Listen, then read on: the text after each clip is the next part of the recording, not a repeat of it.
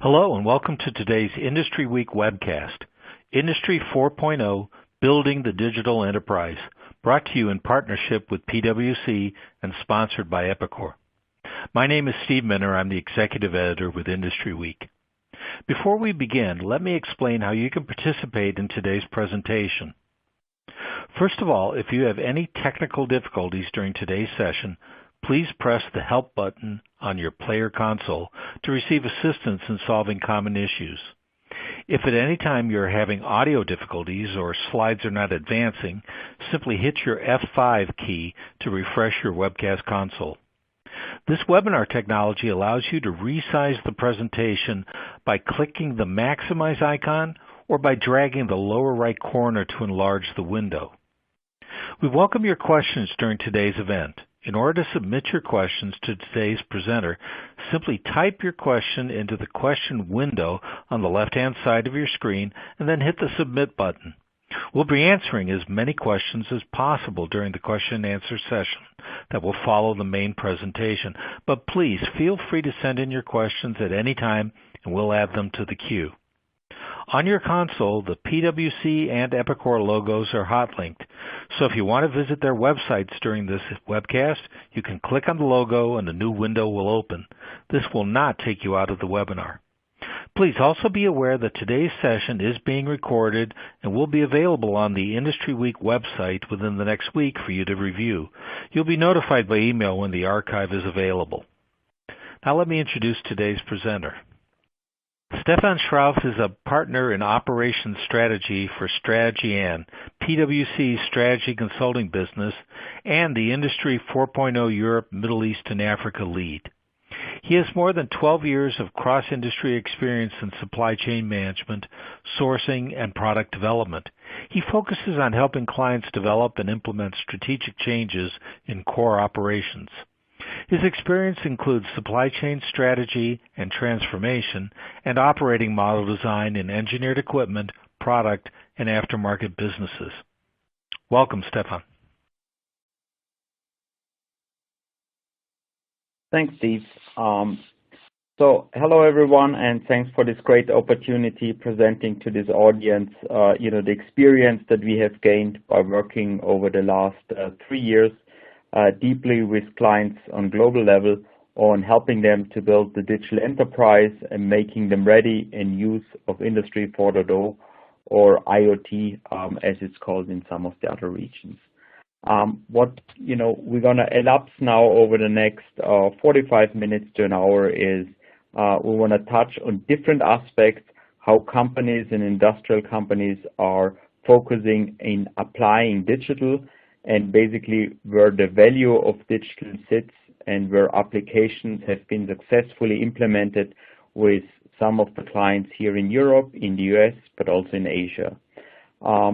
If we just browse through our agenda, we're going to start and kick off with just an overview of Industry 4.0 and some of the survey results that we have done with 26 companies around the globe.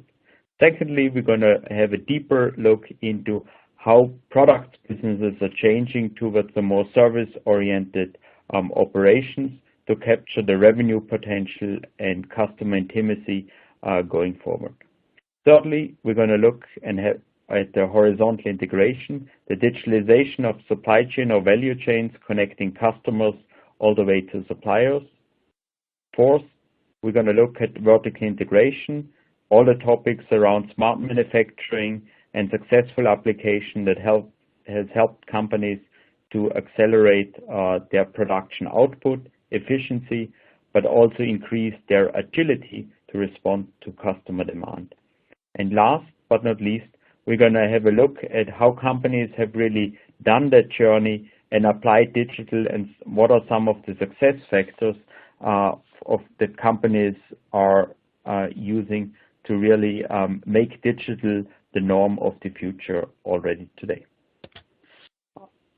So if we progress, let's just have a look first of what Industry 4.0 is and this use term, what it complies. I think overall, when I look at the digitalization of operation, we see two big phenomena happening when I go back a couple of years. There is one topic it's the technology that is now widely available, and various different technologies like cloud computing, like 3D printing, like connected capabilities that are basically accessible now in a better way than it has been in the past.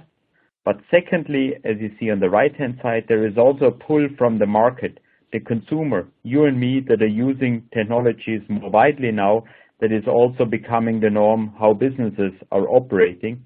So there is a push and a pull that is basically fueling the digitalization trend also within the industrial client base.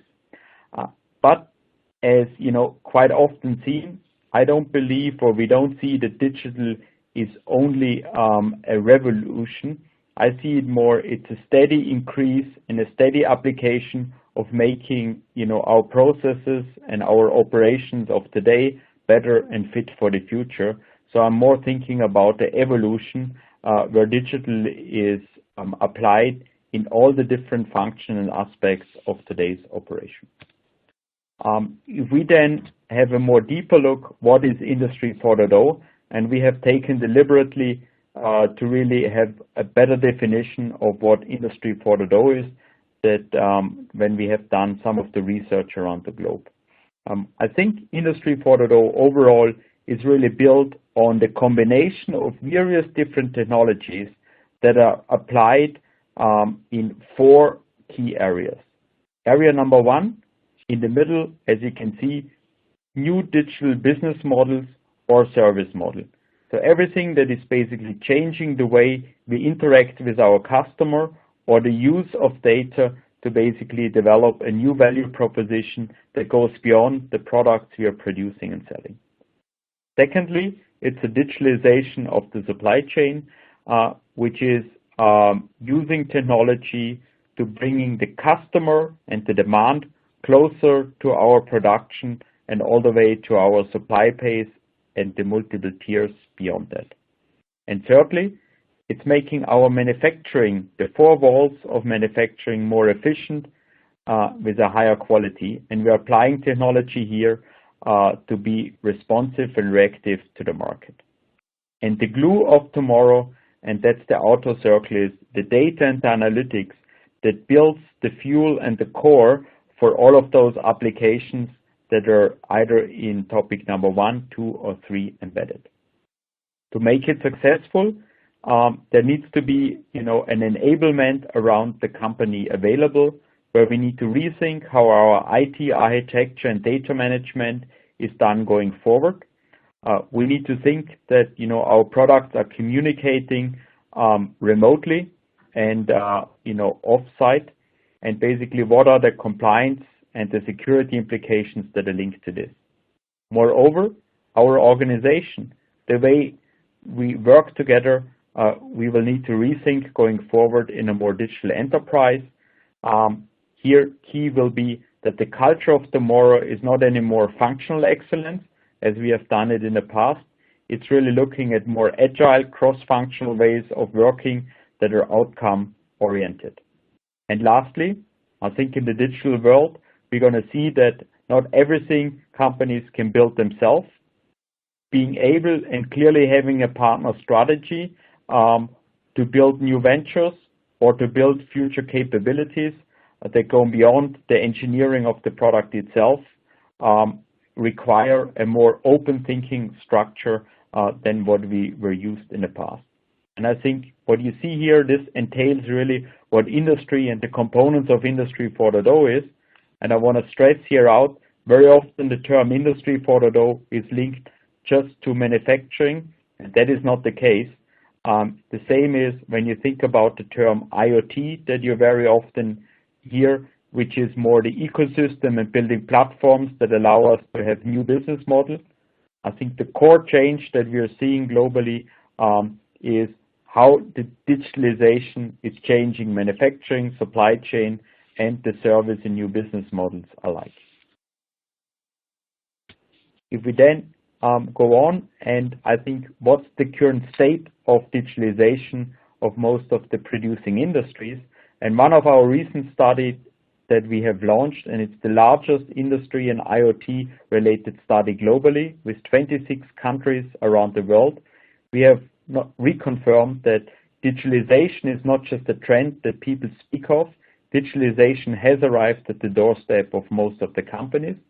And going forward, the increased level of investment, but also the maturity of digitalization will highly increase. And from 33% of digitalization readiness of companies today to within the next 5 years to above 70% digitalization. So overall, your competitors, yourself, companies are highly investing in digital capabilities that move the needle on the way we do business tomorrow. If we then have a look at what are really some of the key results and why companies are focusing on digitalization and what is the aim, what they're trying to get out, we see two key trends emerging. One is really seeking for additional incremental revenue, where we are looking at a per anno 3% incremental revenue opportunity overall. Companies seek and gain this revenue potential when they look at the digitalization of products and moving to a portfolio of services that they serve. They look at new digital services and pay-per-use model, going away from the pure product sell to a service and pay-per-use model. Further, they use the data that they obtain to provide additional analytic capabilities that they offer. But more important, also they look at how they can personalize more their product and differentiate instead of mass customization to gain new insights. And lastly, they basically want to use digitalization to be more agile and have shorter lead times to ensure that they're able to capture the revenue potential of customers that basically want to have their product not tomorrow, but already today. If we look at the cost side, there is also an efficiency game that is played, which is, more clearly impacting your cost structure of the firm. And many companies start exactly on the cost side because that's more in their control. We talk here about quality first right and using big data analytics and process control to optimize and reduce the cost of poor quality. Predictive maintenance and improving the assets that are available in a better way is a second source of cost reduction. Thirdly, we look at vertical integration, truly having from sensor level in production all the way to production planning, a connected manufacturing base available that allows us in real time to replan production either on changes that occur on the shop floor or demand changes that come from the market. And finally, we talk around horizontal integration, real-time planning and execution system that allow us to put the concepts in the past that we had from total cost of ownership optimization in place now real time, allowing to optimize the value chain end to end. However, seeing those great opportunities, we have also seen when we looked around the 26 countries around the globe, what are the key hurdles? Why is digitalization still not at the front step, and what are some of the challenges that occur? And surprisingly, it's not the technology that is hindering us to apply digitalization. It is really the culture and the mindset that is some of the biggest or yields some of the biggest challenges for the companies. Secondly, it is also a lack of digital vision and support from top management on digital topics and Industry 4.0. And finally, long discussion around benefits, especially when benefits are linked to additional revenue, are topics that yield uncertainty and basically stop the implementation of Industry 4.0 applications, where concepts and technologies are proven and already applied. However, companies still need time to basically apply them within their own context. And I think that's kind of like by and large some of the key findings from our global study on Industry 4.0. But now, let's have a look what companies are really doing when they apply digitalization. First, let's have a look of what's happening of companies that are changing now from a pure product play to even a service play. And we see here that there are kind of 3 levels of sophistication or service-oriented approaches how companies gain additional revenue. First, we're really looking now that the product of tomorrow is not anymore a physical product. It's connected with sensor and devices that allow us to utilize the data that when the products are in use. Secondly, we really look that it's not just the product and the data that is out there. We can build service models around that, and these service models go all the way that we are not only selling a product, but we are basically paid by the usage and the performance of this product. Going beyond this, we might not even sell any more products, but we are part of a digital ecosystem where we provide value to customers and access customers through a network. And within this network, maybe even data is the source for revenue, where we are a part of such a network, or depending on our market position, we are actually the ecosystem providers and combine other suppliers and other solution providers into an end-to-end ecosystem. If we now start just from the basics, and I've brought here an example of a company that produces coffee machines and vending machines, and all of these vending machines are today already connected. However, they haven't built a real service model around it. And what this is it's just an illustration. You can replace the vending machine with your products that are connected. And the ability now that companies in the IoT space put in place is really around those connected products, building a control room, a solution center that builds capability and takes advantages of those connected products. There are 2 key main topics how services can be related. One capability is in the area of using the data that you can now collect in a central environment to do predictive maintenance and event management.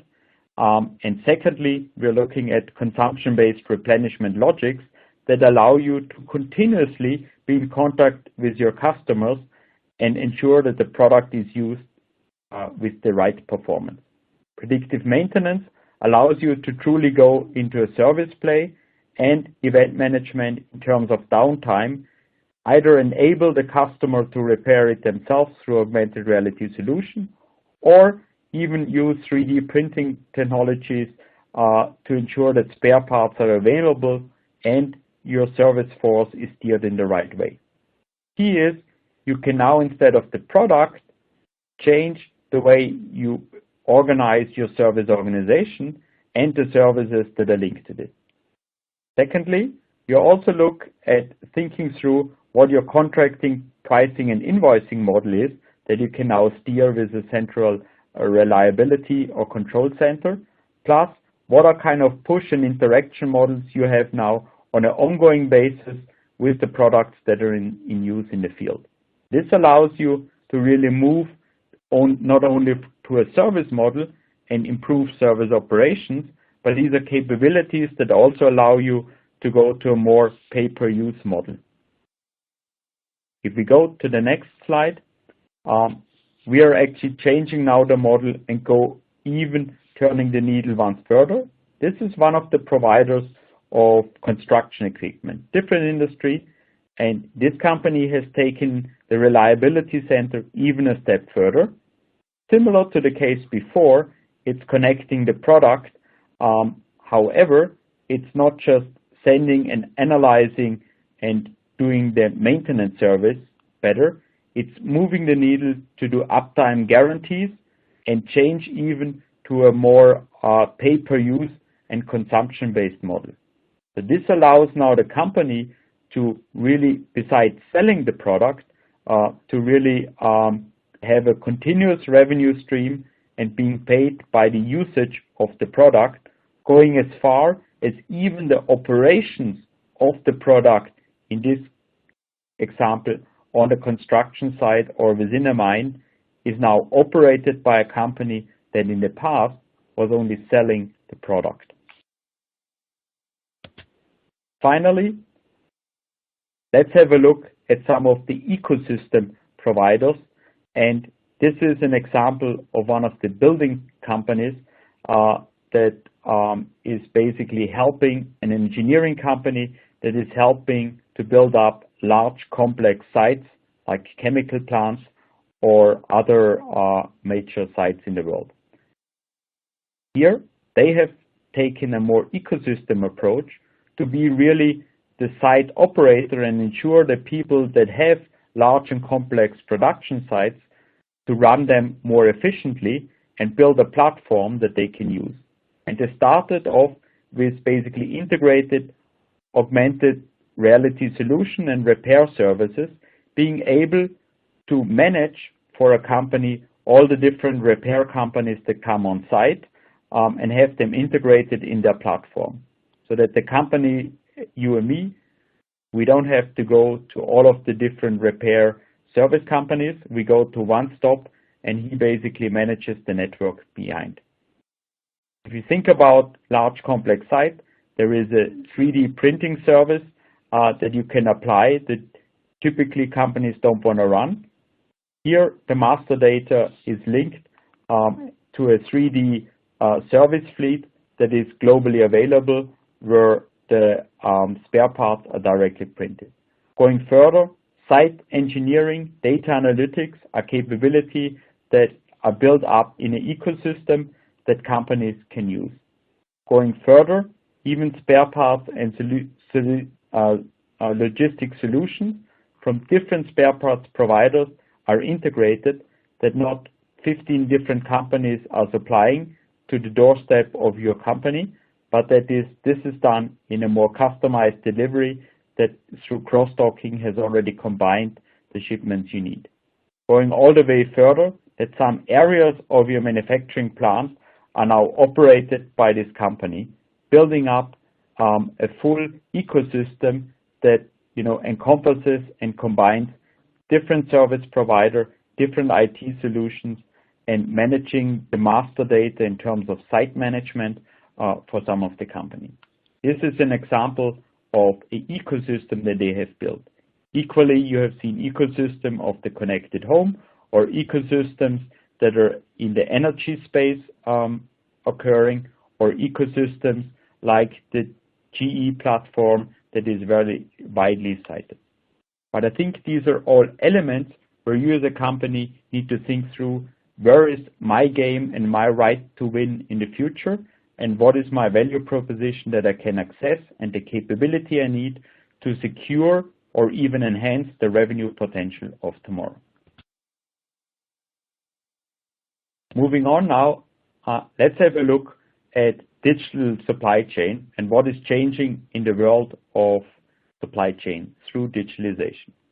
And I quite like to go back to one of the very early manufacturing slides and manufacturing terminologies, where you see that 100 years ago we have looked at true craftsmanship, how products are produced, have moved very rapidly to the 4T model that was mass produced, and then had more a mass customization approach in the last year. Key is, what we're seeing is that in supply chain there are three elements that are fundamentally changing the game. One is we have a strong regionalization of supply chain, and we are basically going away from those global managed supply chain into more regional and local supply models. Secondly, individualization of services that are linked to the supply chain and to the product we are selling. Thirdly, it's a high personalization of products, and now you see where the trend is going. Supply chains in the future basically are back to a very high individualization, where the experience to the customer is key to win the battle of tomorrow. Interaction with customers will be one-to-one instead of one-to-many. Lead times and expectations are now and not tomorrow. Reliability is a given, and flexibility, lot size 1, by still having efficient cost structure, is the imperative of tomorrow. Our companies are now managing their supply chain in such a complex requirements that are fundamentally cost and flexibility, are counterintuitive. I think number one is a key capability of supply chains going forward is that the traditional model, getting my orders through fax, emails, or EDI connection, that's the past. Going forward, most of the firms we see, they're starting to equip themselves to be able to efficiently link into sourcing platforms if they have commodity products, or link through cloud-based planning solutions directly with the production of your customer. Secondly, they build capabilities to connect to the products that are in use, to basically, or intelligent packaging, or to sensors that allow them to get replenishment signals in a more intelligent way. Thirdly, companies are moving forward and away from just the physical environment into a more web shops or digital product catalogs where direct order buttons allow you to pull the demand signal into your firm. Going further, companies are also starting to link their supply chain into the more social and virtual world, where social listening, where cloud-based and apps are available, product configurators are used to already predict and change the demand signal, or demand is even accessible when your products are part of the ecosystem, that these inputs are used to develop the demand plan and the better forecast of tomorrow. At the moment, many companies are in step 1 here. However, in the future digital world, supply chains need to master a multiple of demand signals going forward.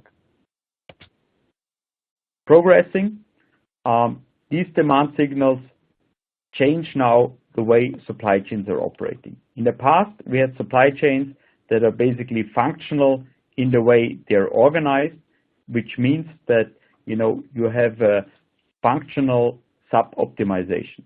In the future, supply chains will be connected from customers all the way through suppliers, changing the game from a functional setup to a truly integrated value chain that effectively changes from customers to suppliers.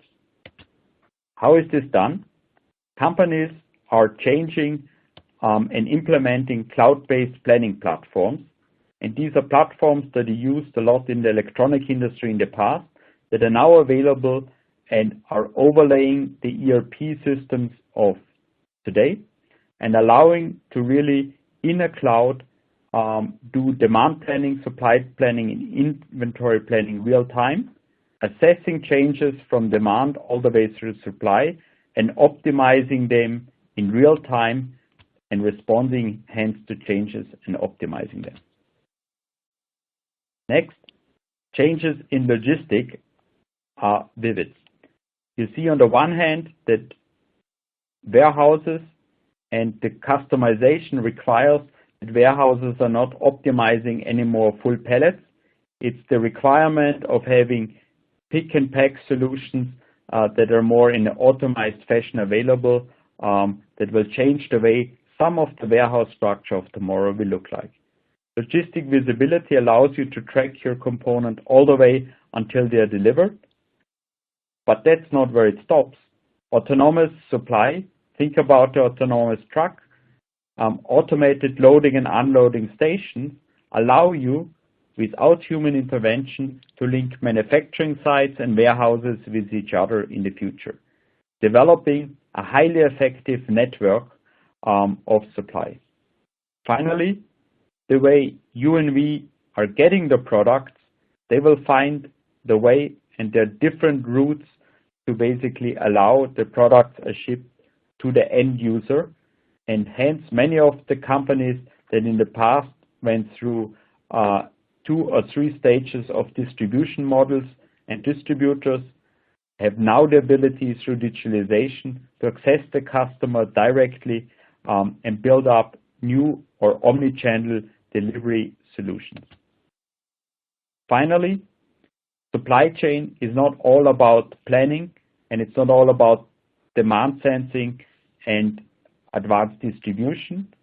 The data that you see from customers all the way to suppliers end-to-end are now available in one data source, and advanced analytics and artificial intelligence is used to build up a learning system that continuously optimizes the chain from the customer and the information flow, but also synchronizes this with the real-time manufacturing flow.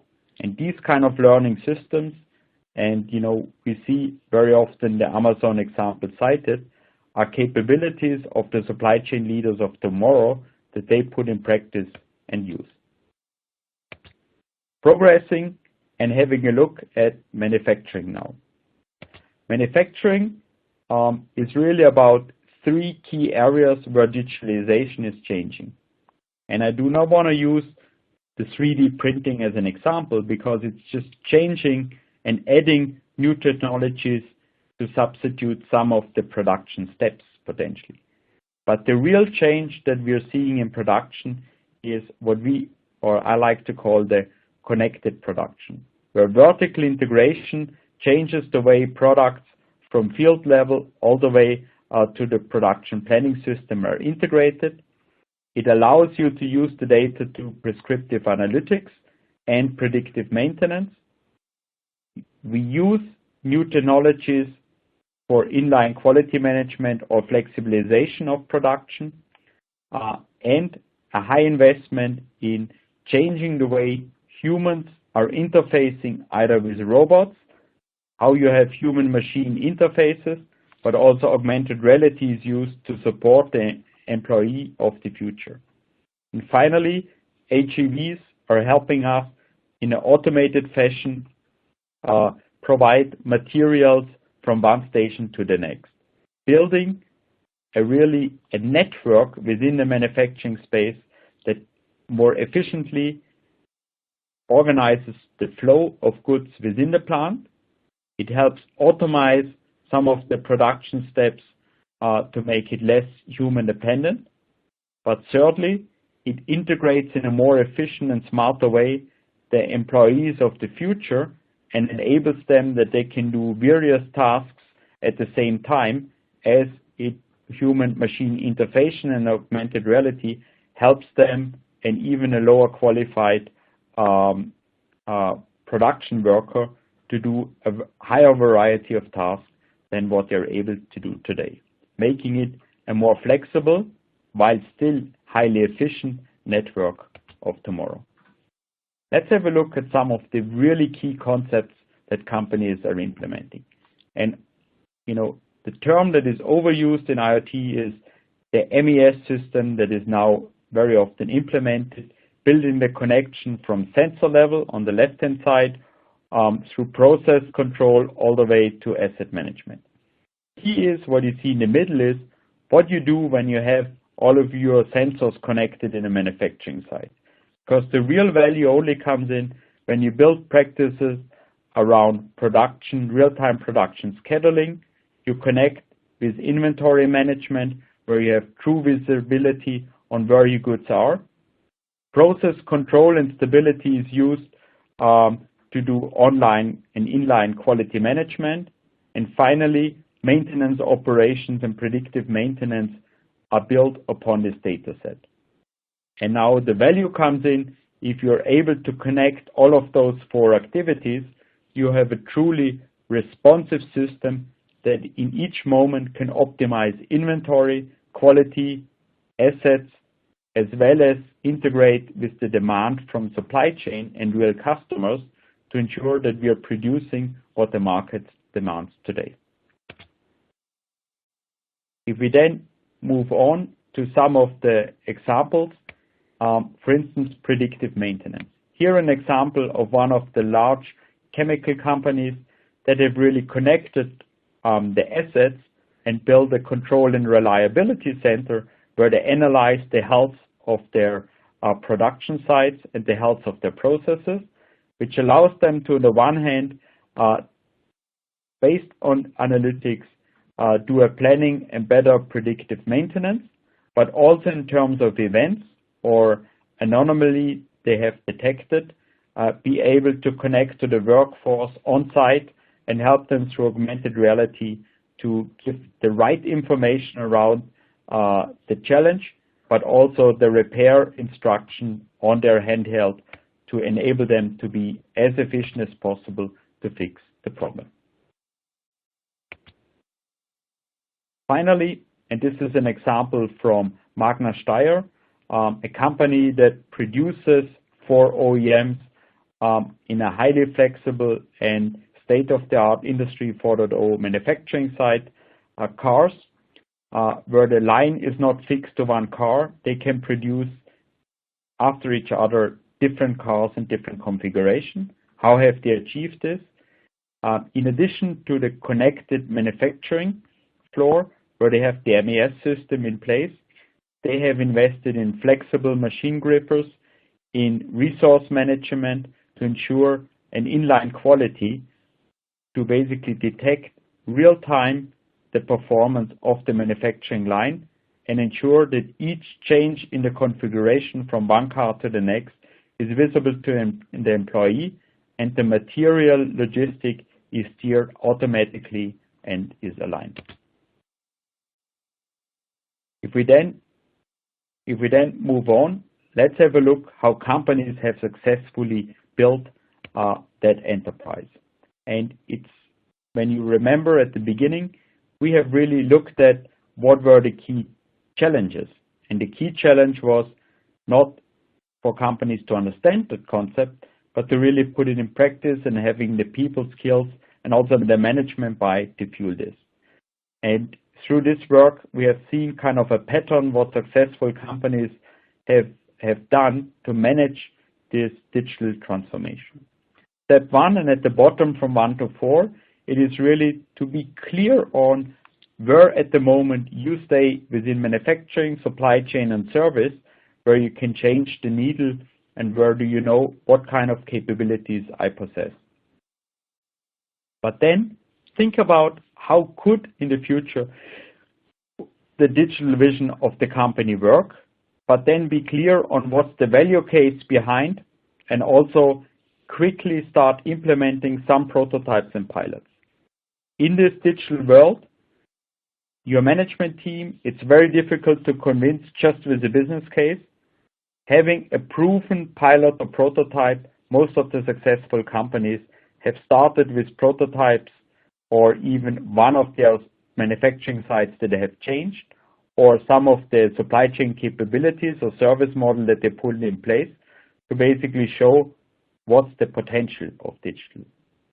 Build upon this, we call it the more mobilization layer, then companies start to really build and put those investments in place to really then think through building a roadmap, what kind of capabilities they need to acquire, what are the changes on their IT architecture and how the future investments need to be steered, but also what kind of partners do they need to really be successful.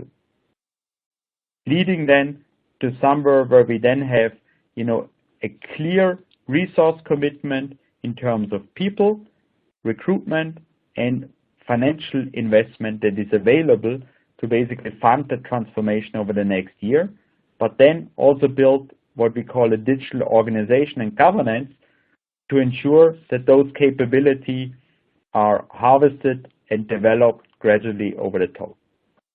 This is not feasible if you don't have top management support, and the digitalization or the development of a tailored roadmap for your company is a priority of the management team, and they basically stand behind this.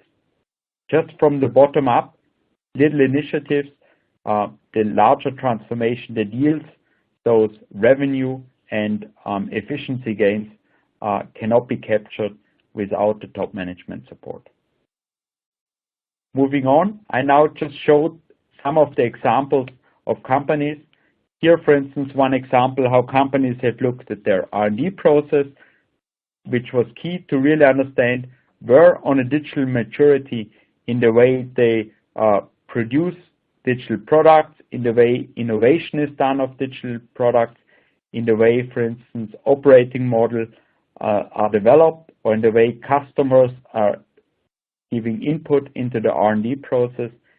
Here, basically, maturity was very low, but understanding then also what are the best practices out there, what successfully companies have done, is already starting to create an understanding within the firm where could be potential starting points of initiating this digital transformation. I spoke a lot around a transformation roadmap, and here I've shown from one of the large chemical companies how they have digitalized their organization and enterprise. Very clear is building a cross-functional team, getting internal and external transparency on where the current state of digitalization is, but also what's feasible. And this is kind of what you call a mobilization phase that requires already CEO attention and commitment.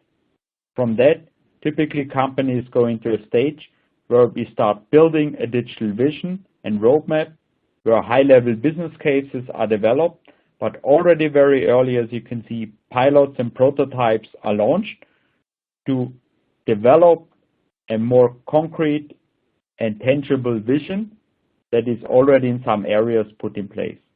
And typically this will then allow companies to release the funds available to really initiate a digital transformation, which is then the house state where now the culture, organization, global rollout, and scale-ups are in place. And for instance, in this case we are presenting here, this company has invested over the next 10 years, 1 billion of investment that is just flowing into digitalization of their operation. And their benefits is not just capturing new revenues and new business models. The core here is improving their operational performance and their assets, what they have right now in place. If we then have a look on some of the IT capabilities, by being able to leverage those digital capabilities, the IT architecture needs to move to a more agile approach and an agile architecture. And IT, for most of our clients, is changing to what we would call a bimodal IT, where you have the traditional IT, the backbone of the ERP system still intact, where you basically have the standard release cycle, where you look at reliable performance. It's linked to waterfall models and linked to the way we have done IT management in the past. But secondly, there needs to be a more agile IT that is customer focused, that allows you to develop in a more cross-functional way, directly with shorter release cycles, capabilities that are user-centric, and user-centric to manufacturing, supply chain, but also to end customers, which allows you to build for future requirements that nobody knows right now, but allow you to basically be up to date with the requirements of tomorrow. And this bimodal IT and the architecture behind is also changing the way data and data models are used, which is a key requirement of tomorrow. But key is, this process cannot be driven by the IT organization. It needs to be business-led and user-centric. And this new agile way of working is a capability of the organization of tomorrow that needs to be put in practice through pilots and prototypes so that your organization is starting to learn and acquire this. Finally, let's have a look at the governance and organization setup.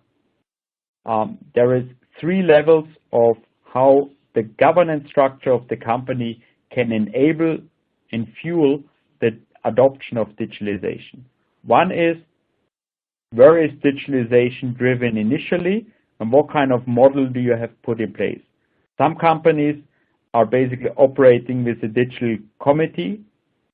Some companies have initiated to start with a chief digital officer, and some companies even combine the digital officer to be the person that owns the data of the company going forward. There is not one model better than the other. It depends a bit where the value is driven. If the value is driven a lot by new business models and new customer interaction, models like the chief digital officer or chief information officer are successful models used. If the value is based a lot on manufacturing and supply chain, the core functions of the firm, we see that sometimes a more cross-functional and initiative committee approach is successful. If we then look at decentral and centralized organization, we see very often that at the beginning, it's very often a centralized project environment or CEO-sponsored program that initiating and doing this mobilization. But later on, very often the responsibility and the movement in the organization is moved back to the core operating divisions or functional units, where digitalization is then embedded in their daily work. And finally, accelerators can be used like centers of excellence, digital labs that allow you to basically develop in a different environment new business models and think differently in the way you can approach the market, but also have incubators that allow your employees to basically find a setup where they can flourish new ideas, build prototypes, and build what we call minimal viable products that can be brought to the market.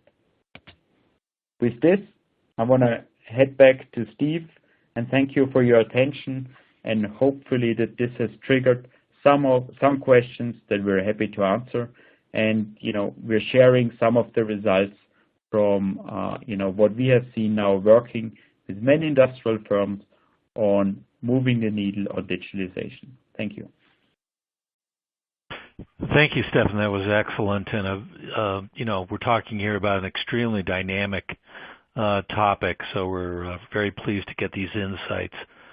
A few of you have already submitted questions, so we're going to jump right in with that. While Stefan is answering your questions, please take a moment to answer the feedback form that appears on the left-hand side of your screen.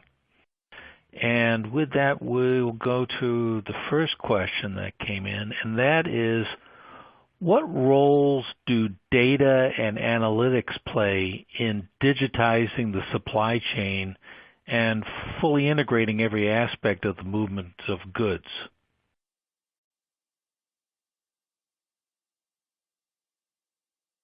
Yeah. So now without the mute button, it works. Digital supply chain, I think analytics, specifically the supply chain, I see is applied in the obvious area is forecasting and demand planning, where now we shift from having better statistical algorithms that are based on history to combine this with unstructured social data or with sensor data of the devices out there in the field, and really being able to detect the needs of tomorrow. And these statistics that are used are really learning systems where you basically put artificial intelligence on top, with the result that you are now using more extensive data sets and you have a learning system that you put on top to get a better forecast. Secondly, I also see that inventory management and the composition of inventory and risks in a supply chain, you can now better recalculate and reconfigure real time on the current situation, which is something that in the past has been done more not ad hoc, but in a more cascaded process. And hence you're now able, using the analytics, to create really the best plan to serve your customer requirements.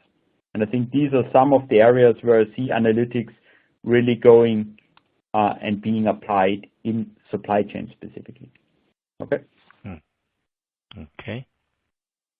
Our next question is, as companies adapt their business models and move from product and services to outcomes, what are the most significant risks that they're facing, and what can we do to mitigate these risks?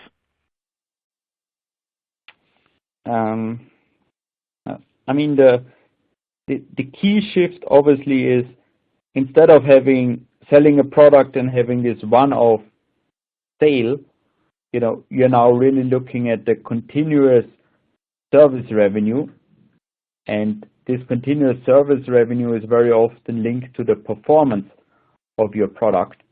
And you now need to manage and monitor over time the performance of your product, which is something that in the past, this risk you haven't optimized or were able to manage. And I think when you go to those performance-based contracts, then this is certainly something where product performance over time and the life cycle, and also designing for that life cycle, is something that companies are typically not focusing or have focused on, and is a new capability.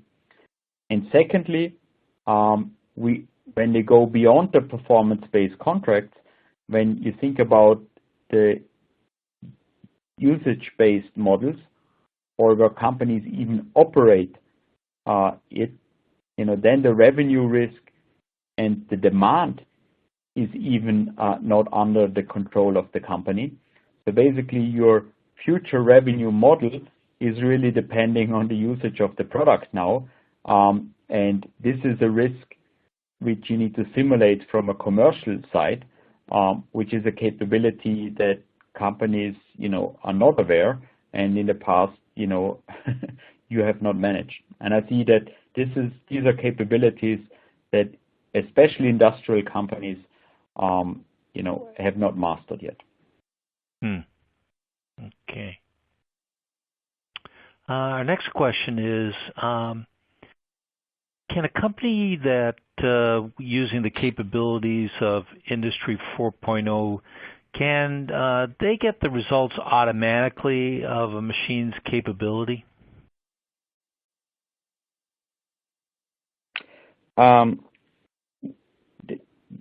The answer is, if they have this integrated or connected production, yes, because then the status of a machine, so to say, the health, but also the process stability, is real-time visible to the production planning system, or the MES, and the analytics allow you, through outlier analysis, even detect automatically where you have process or out-of-spec situations. Yeah. Okay.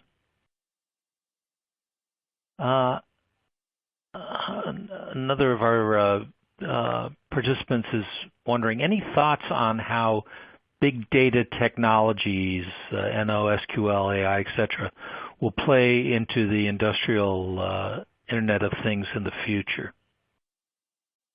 Yeah, excellent question, and I think the answer is very heavily, because I before discussed around this change in the IT architecture, and that companies need to build those agile capabilities.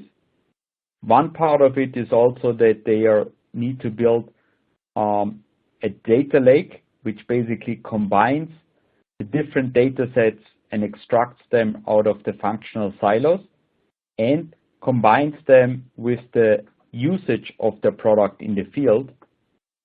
And this data set, building application and services on top of this, is going to be as vital as the physical product itself. And I think data architecture and technologies that are used will be a key capability, and that's also at the very beginning.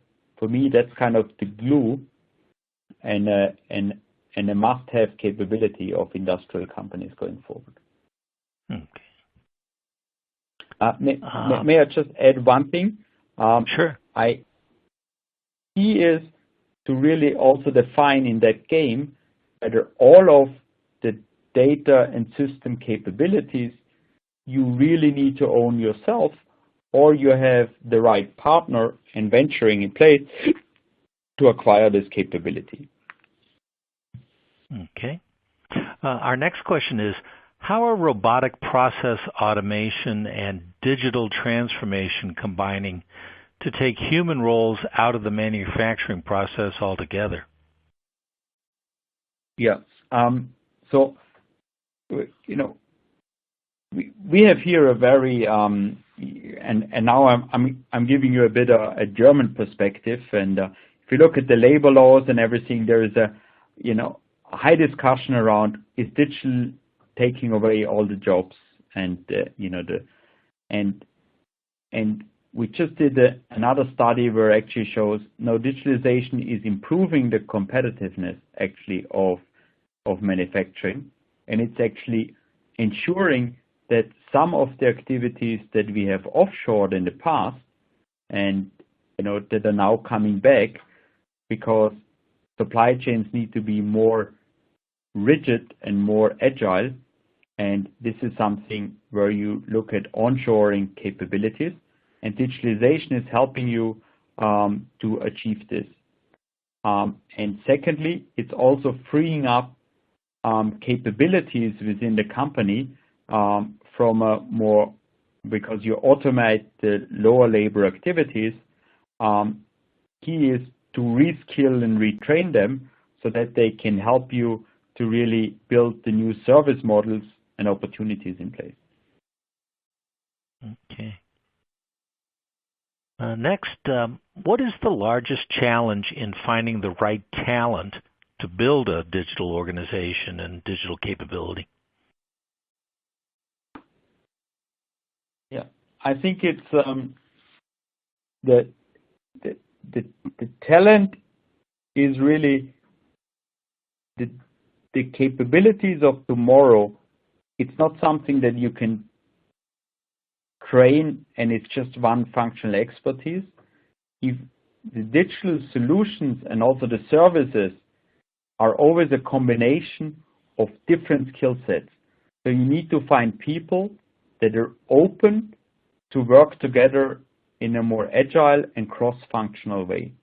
And this way of working, things that we have learned, at university level, when we had the kind of the game theories in place and group works, this is something that we need to now reapply to the more functional oriented way and process driven and hence, structured way of working, how engineering companies work. Okay. So changing the waterfall and the waterfall logic into more agile way of working and methodology. Okay. I think we've got time for one more question, and that is Industry 4.0 applicable for any size and type of business, for example, small machine shops? Yes. Yes and a but. And the but is, I think, what I presented is the full scope of Industry 4.0. And I have, regardless whether it's a small or a large corporation, you need to find out where digitalization is really changing the value drivers of your products and the way you serve the market. And typically, it is not all of them. It is maybe 3 or 4 capabilities that are really changing the right to win for you. And that's where, and being very clear, especially when you're a small firm, being extremely clear where the value for you lies in digitalization, that will be vital. Okay. Well, I'm afraid that we've about run out of time. I'd like to thank Stefan Schrauf and PwC for an outstanding presentation, and also I want to thank our sponsor, Epicor. Just as a reminder, if you're registered as a group, please add the names and emails of all of you in attendance on the exit survey. On behalf of Industry Week, have a productive remainder of the day. Goodbye.